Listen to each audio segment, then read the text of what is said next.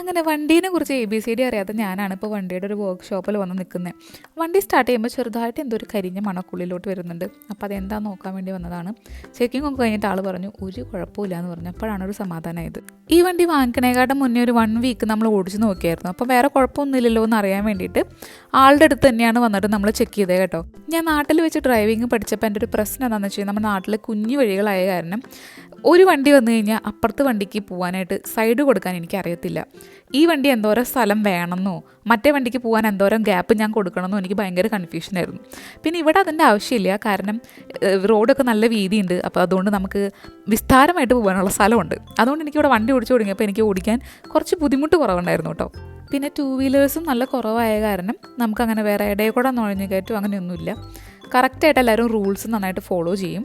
പിന്നെ എനിക്ക് വണ്ടി ഓടിച്ചപ്പോൾ ഉറപ്പായിരുന്നു എന്തെങ്കിലും തെറ്റിക്കുകയാണെങ്കിൽ ഞാനേ തെറ്റിക്കത്തുള്ളൂ. ബാക്കി എല്ലാവരും അവരവരുടെ കാര്യം നോക്കി പൊക്കോളും. അതുകൊണ്ട് തന്നെ എനിക്ക് വണ്ടി ഓടിക്കാൻ നല്ല കോൺഫിഡൻസ് ആയിരുന്നു.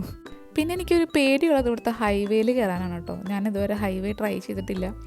ഹൈവേയിൽ നല്ല സ്പീഡിൽ വണ്ടികൾ പോകണം. പിന്നെ ഈ മെർജിങ് അതൊക്കെ എനിക്ക് കുറച്ച് ബുദ്ധിമുട്ടാണ്. നാട്ടിൽ വണ്ടി ഓടിക്കാൻ എൻ്റെ അടുത്ത പേടി എന്തായിരുന്നു എന്ന് വെച്ച് കഴിഞ്ഞാൽ ഈ പ്രൈവറ്റ് ബസ്സും KSRTC ബസ്സും ഈ വളവ് പോലും നോക്കാതെയാണ് ഈ ഓവർടേക്ക് ചെയ്ത് വരുന്നത്. ഇവിടെ എല്ലാ റോഡിനും സ്പീഡ് ലിമിറ്റ് കാണും. എല്ലാവരും അത് ഫോളോ ചെയ്യുന്ന ആൾക്കാരാണ് കേട്ടോ.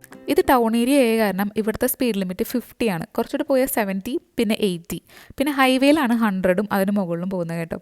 ഇതുപോലെ കുഞ്ഞു കുഞ്ഞു വീഡിയോസ് ഇഷ്ടമാണെങ്കിൽ ലൈക്ക് ചെയ്യാനും ഫോളോ ചെയ്യാനും സബ്സ്ക്രൈബ് ചെയ്യാനൊന്നും മറക്കല്ലേ കേട്ടോ. താങ്ക്